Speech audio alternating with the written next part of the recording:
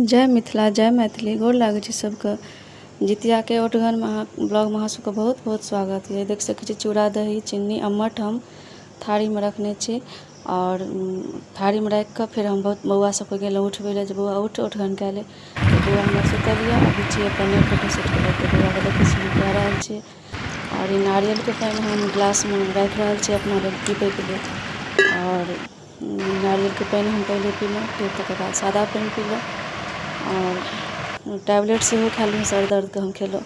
फिर हम चाय बनबै लए चलि गेलहुँ किचन में चाय बना रहल छी। 4 बजे के क्लिप छै 4 बजे हम शूट कर रहल छी क्लिप।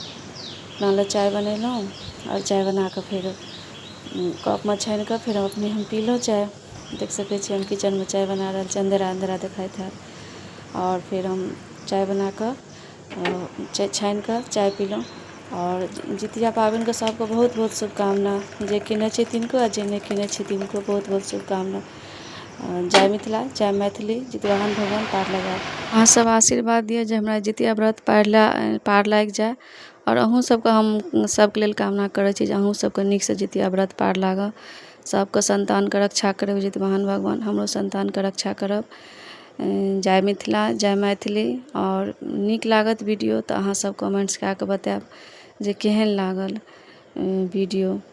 तऽ मिलै छै अगिला नेक्स्ट वीडियो में। शुभ भोर।